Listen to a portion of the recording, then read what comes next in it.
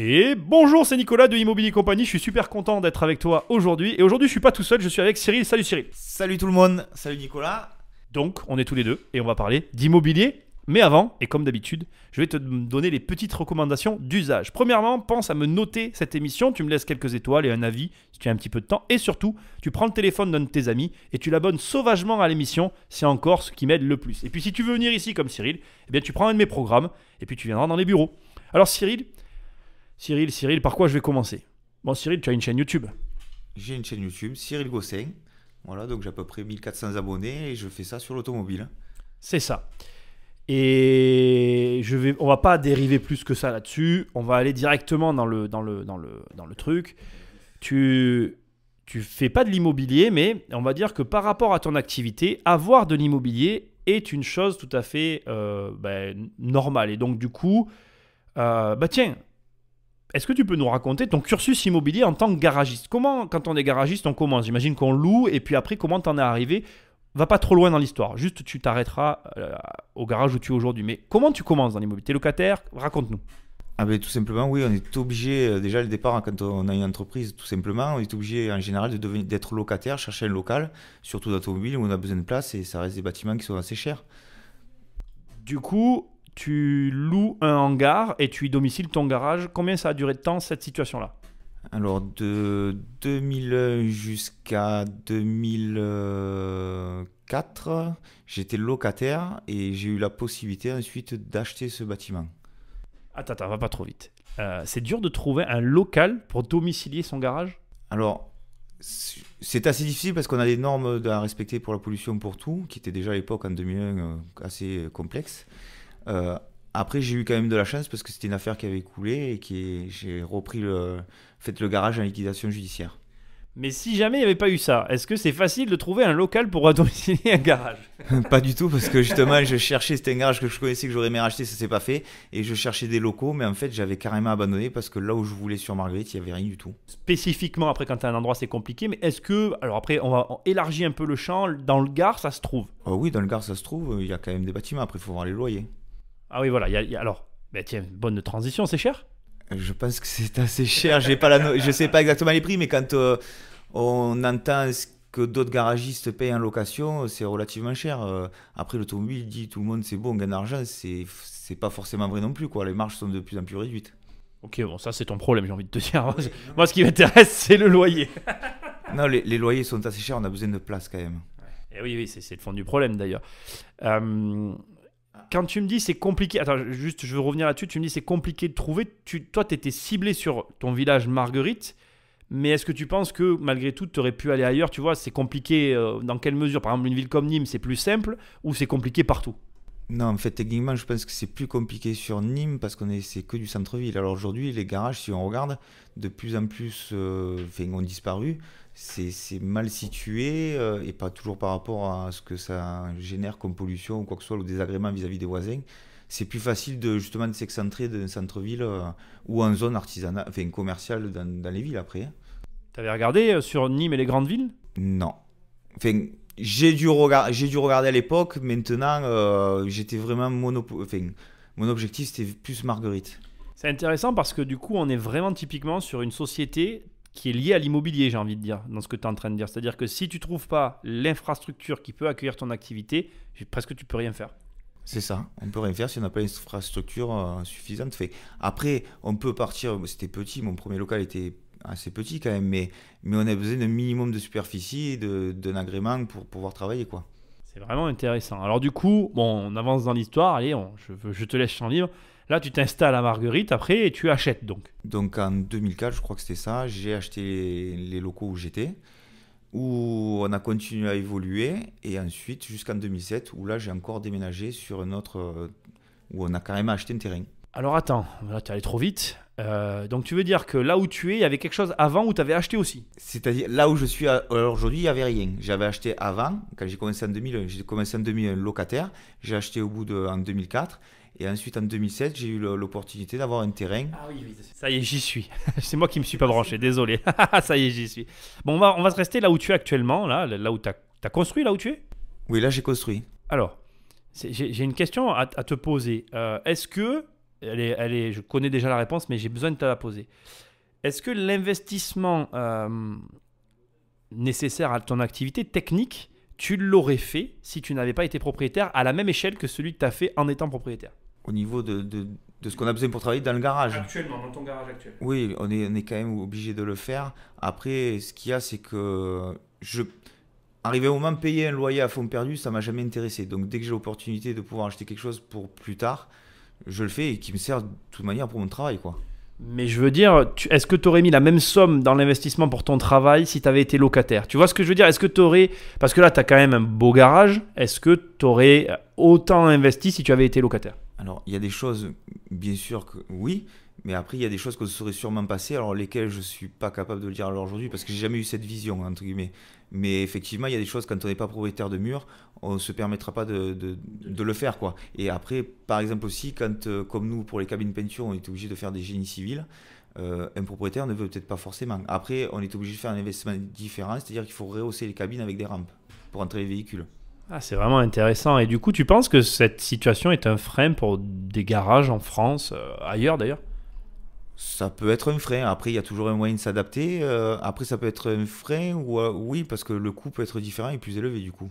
Donc tu construis le garage où tu es, tu vis ta vie et après tu achètes un terrain un petit peu, je te le cache pas, c'est toi qui m'écoutes, le point sur lequel je voulais amener Cyril, et bon, je voulais quand même que tu aies un peu le cadre. Est-ce que tu peux rapidement nous raconter comment ça s'est passé, comment tu en arrives à acheter ce terrain et pourquoi? Mais tout simplement parce qu'on a de plus en plus évolué là où on est actuellement. Il nous manque de la place et l'opportunité s'est amenée à moi où il y a un terrain juste à côté pas loin du garage à 100 mètres qui s'est libéré en 2012 et on me l'a proposé. Donc j'ai décidé de foncer pour faire un nouveau bâtiment et c'est là que depuis 2012 je m'en sors pas en fait, c'est compliqué cette histoire. Alors, on va essayer, Alors, je cherche pas à rentrer dans la vie privée de Cyril et c'est pas ton but à toi non plus. Ce qui est intéressant et ce qu'on va essayer de faire, on va essayer de faire deux choses. D'abord, toi, si tu m'écoutes et que tu es un financier, tu m'envoies un mail et je te mettrai en contact avec Cyril parce que on est à la recherche d'une solution. On va pas s'en cacher. Comme on est une famille, on doit s'aider. Bon, ça c'est la première chose. Deuxième chose, et très important. Au départ, la banque te dit oui. Moi, c'est ça que j'ai envie de te dire. La banque te dit ok, on part sur ce projet. T'achètes le terrain. Et là, qu'est-ce qu'elle te dit ensuite? Mais en fait, la banque tout simplement m'a prêté pour acheter le terrain sans permis de construire, en me disant oui, on vous suivra pour le projet. Et c'est à ce moment-là que la crise est arrivée, la crise financière dans le monde, en fait, où ça a été difficile pour tout le monde. Et du jour au lendemain, en fait, il y a eu un rachat par la banque d'une autre, en fait, bref. Et ils m'ont dit, on ne vous suit plus pour le projet. Quand on a eu enfin le montant exact, ils n'ont plus voulu entendre parler d'automobile. En gros, je vais redire simplement ce qu'il vient de dire. On t'a dit oui, et puis on t'a dit non. Oui, on m'a laissé, donc on me laisse alors aujourd'hui payer un crédit sur un terrain où il devait y avoir une activité et qui alors aujourd'hui n'est pas le cas. Est-ce que tu pourrais nous donner ton ressentiment? Je sais que c'est une étrange question, mais maintenant, avec le recul, tu as ton sentiment par rapport à cette situation. Qu'est-ce que tu ressens par rapport à cette situation? C'est étrange, je sais, mais c'est tellement rare d'arriver à avoir ce genre de discussion avec quelqu'un que j'ai vraiment envie d'avoir ton sentiment, en fait. Voilà. En fait, des fois, j'en rigole. Je peux en rigoler comme maintenant parce qu'on se dit c'est pas possible, ça peut pas arriver, des choses comme ça. Non, on a beaucoup de dégoût. On se dit que finalement, France ou pas France, j'en sais rien. On n'aide pas forcément les entreprises à investir et les banques ne sont pas là, quoi. Ils en veulent toujours plus. Pour pouvoir investir, il faut toujours montrer mieux, il faut toujours apporter plus d'argent. J'ai dû avoir au moins 30 banquiers, dont certains qui sont déplacés, donc pour voir, ils ont dit ah oui, effectivement, vous ne pouvez pas continuer là où vous êtes surchargé de travail, vous n'avez pas de place, mais vous inquiétez pas, nous on va vous suivre. Et puis dès que ça passe en commission plus haut, puisque le montant est assez élevé quand même sur l'ensemble, ils nous disent ben non, ça passe pas.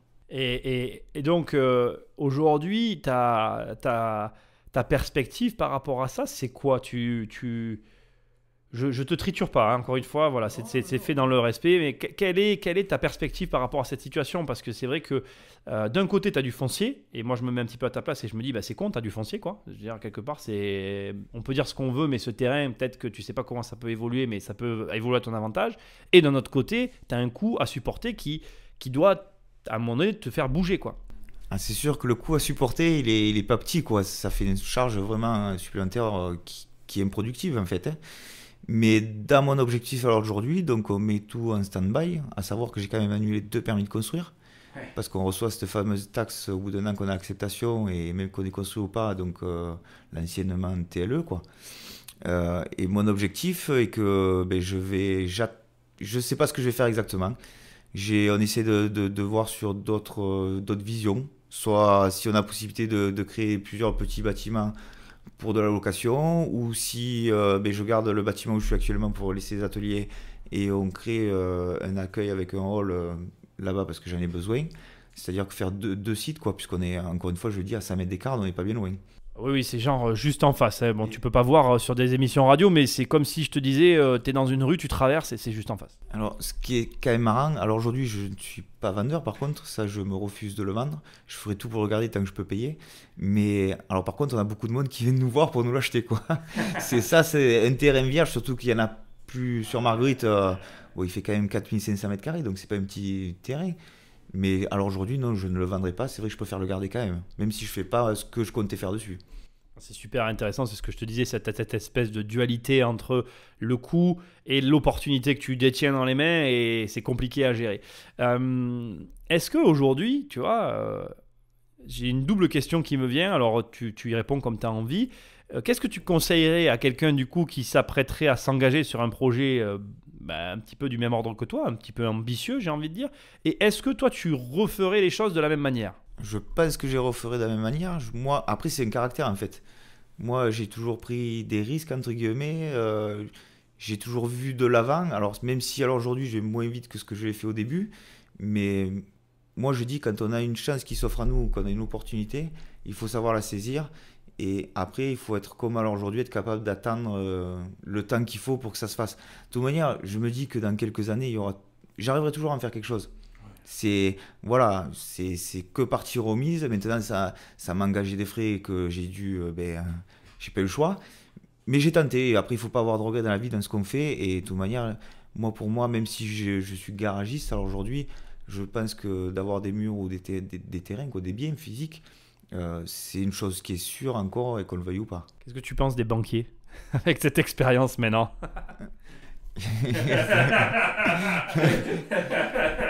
Des banquiers, il y en a des biens et il y en a des pas bien. Après, après, pour être franc, j'ai quand même mon ancienne banquière qui a tout fait. Elle s'est battue avec la directrice d'agence pour nous trouver quand même une solution. C'est-à-dire que, alors, pas ceux qui nous ont financé le terrain, mais une autre banque pour nous monter le projet. Ils nous ont trouvé une solution, mais qui nous convient pas, quoi. Mais par contre, on a eu quand même une acceptation sous condition.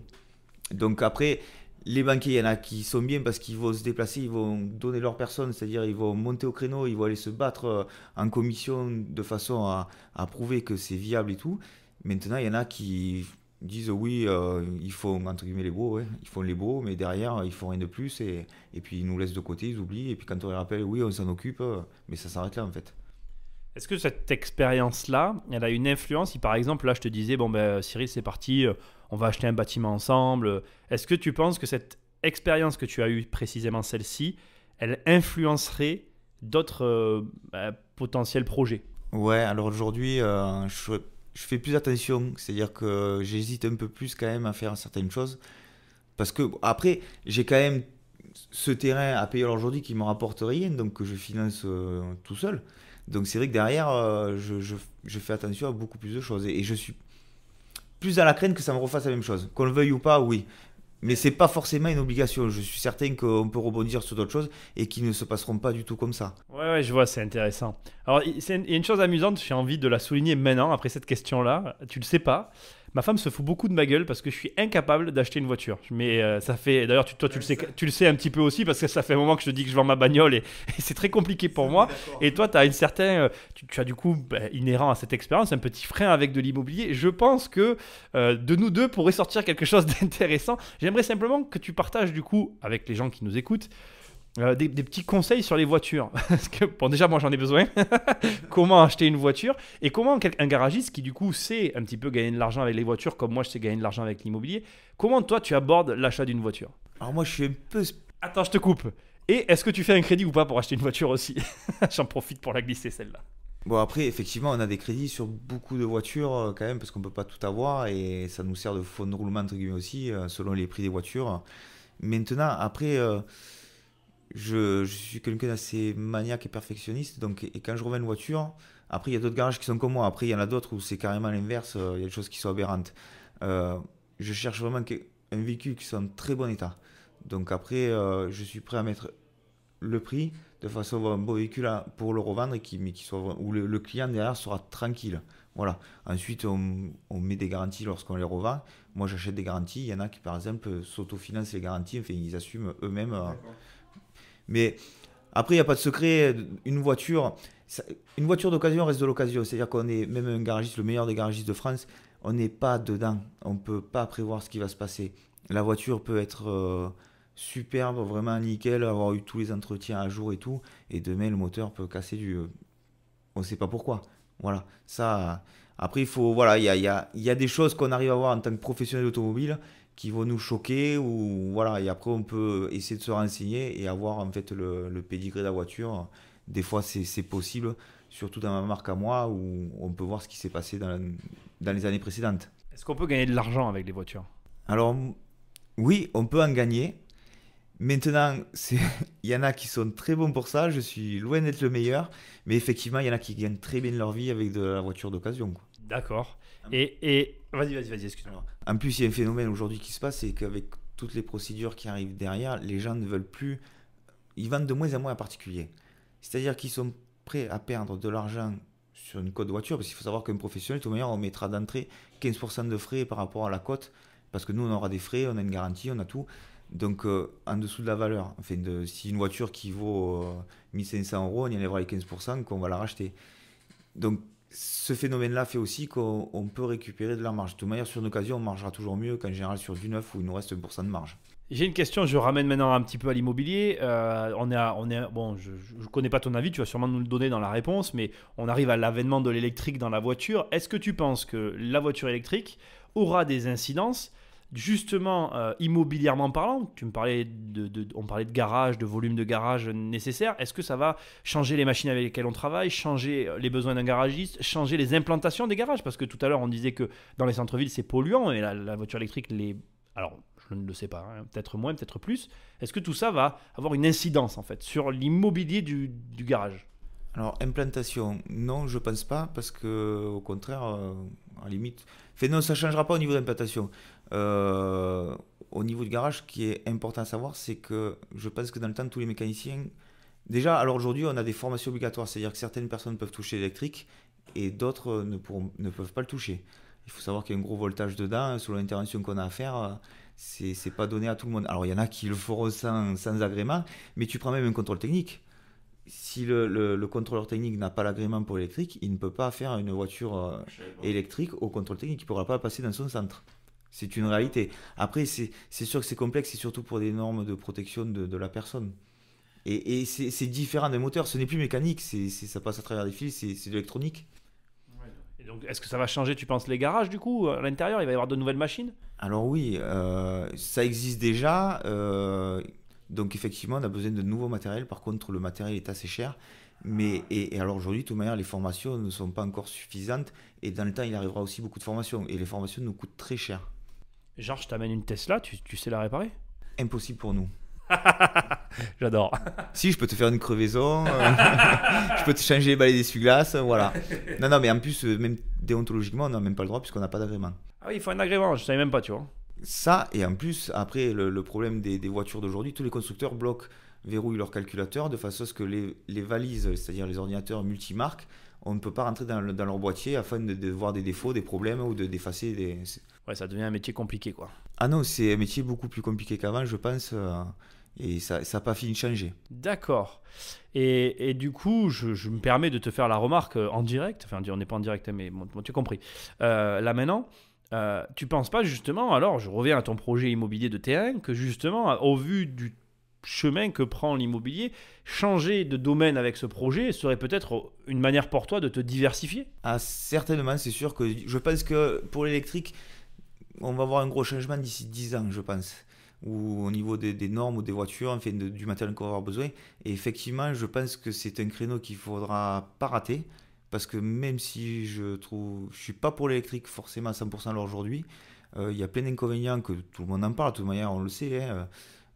Mais on sera obligé de prendre ce cap si on veut s'en sortir, même dans les garages automobiles. Ouais. Donc pourquoi pas, oui, investir, attendre et sur ce terrain, peut-être dans 10 ans, faire quelque chose lié vraiment à l'électrique, puisque ce sera vraiment en plein mouvement, en pleine expansion et bien intégré. Et voilà. Mais après, encore une fois, le coût va monter, quoi. Voilà. Cyril, pour finir, j'aimerais bien que tu te serves de ton expérience immobilière pour donner un conseil, si tu en avais un à donner là. Qu'est-ce que tu dirais à une personne, comme je te disais tout à l'heure, tu vois, je t'ai demandé si tu referais la même chose. Aujourd'hui, tu m'as dit que tu étais plus maniaque, plus attentif. Tu regardes quoi? Par exemple, si demain je te présentais un projet immobilier, tu regarderais quoi dans le projet pour te dire je le fais ou je le fais pas? Après, je pense, alors moi, je pars toujours sur une première impression, c'est-à-dire que je suis plus réticent alors aujourd'hui à certains projets ou quoi. Mais moi, à chaque fois que j'ai acheté quelque chose pour investir ou quoi, entre guillemets, on me l'a proposé. Donc, c'est-à-dire que si demain, on venait à me reproposer quelque chose, je dis pas que je foncerai pas de suite. Après, c'est le coup de cœur, ce qu'on appelle. C'est comme dans l'automobile, en fait. Quelqu'un qui voit une voiture, s'il a un coup de cœur, il fera tout pour l'acheter. Ouais, d'accord. Et après, ça permet justement de passer un cap. Alors, il faut quand même réfléchir parce qu'une voiture, demain, ne nous convient pas, on la revend de suite. C'est pas le problème, c'est pas les mêmes sommes non plus. Si, après, sauf selon dans quelle marque on tape, mais derrière l'immobilier, après, il faut quand même se poser les bonnes questions et il faut regarder le côté aussi remboursement, voir si on est capable. Parce que ça, c'est quand même une chose importante. Il faut regarder si on est capable d'assumer. Comme moi, alors aujourd'hui, je l'ai regardé un petit peu, mais voilà, on l'assume. Voilà, il faut être conscient qu'il faut derrière assumer. J'ai une vie, j'ai un garage à faire tourner, j'ai une famille, donc tout ça, il y a des coûts supplémentaires. Et derrière, il ne faut pas tout louper à cause d'une envie et d'une opportunité non plus. Je suis obligé de rebondir sur ce que tu viens de dire. Tu penses qu'à l'époque, tu n'as pas assez regardé cet aspect de je vais devoir l'assumer. Toi, tu l'avais peut-être vu, c'est là où tu allais travailler, donc tu te voyais ce que tu allais gagner. Tu n'as pas regardé. Si jamais ça ne se fait pas, qu'est-ce que je vais devoir payer? Je l'ai regardé vite fait, mais en fait, dans ma logique, c'est que comme on a toujours avancé, on a fait des très grosses progressions, parce que même sur ce terrain, si je fais un projet, il est dit, c'est écrit, tout le monde dans les calculs, dans les chiffres qui sont faits, du moment où je déménage de bâtiment, que j'en refais un plus grand, je prendrai 20% de chiffre d'affaires supplémentaire. C'est une obligation, c'est pour tout le monde pareil. Là, alors aujourd'hui, on perd de l'argent tous les jours parce que je manœuvre, parce qu'on n'a pas de place, pour un refus du travail. Voilà. Donc pour revenir sur ta question, je l'ai regardé, mais j'y ferai plus attention aujourd'hui parce que j'ai un peu plus de biens aussi. À mon avis, c'est ça le conseil que tu n'as pas su bien mettre en avant tout à l'heure, mais que tu dois donner, c'est du coup, regarde attentivement dans le cas où le projet que tu fais ne se fait pas, quelles sont les conséquences pour toi? On est d'accord, il faut peut-être plus regarder les conséquences de ce que ça va apporter pour plus tard. Alors aujourd'hui, encore une fois, je te le dis, si demain, par exemple, comme l'histoire de la voiture, je disais, on la revend, si demain je ne pouvais pas, le terrain, je le revends. Alors c'est sûr que ça me fait un coût supplémentaire qu'il faut l'assumer, mais derrière, je sais que c'est pas de l'argent perdu. Bon, Cyril, merci beaucoup, parce que c'est pas des témoignages faciles. Après, voilà, il y en a qui les font, d'autres qui les font pas. Je te remercie. Je relance encore un appel, une bouteille à la mer. Si tu es un financier, mais que tu n'es pas un guichetier, bien évidemment, j'ai rien contre les guichetiers. Attention, il y a pas de, c'est pas minimisant, mais en gros, si tu prends des décisions et que 20% d'augmentation de chiffre d'affaires t'intéresse sur un projet déjà qui est déjà dans les mains du propriétaire, tu m'envoies un mail et tu sauras me trouver. Et donc, je te redonne les usages habituels avant la fin. La note, les étoiles pour faire ressortir cette émission. Ça prend quelques secondes pour toi, ça m'aide beaucoup. Et ce qui m'aide le plus, c'est que tu abonnes sauvagement un de tes amis sur son téléphone à cette émission. Pense à aller sur le site pour prendre un programme si tu veux venir ici à ton tour. Je te dis à très bientôt. Salut!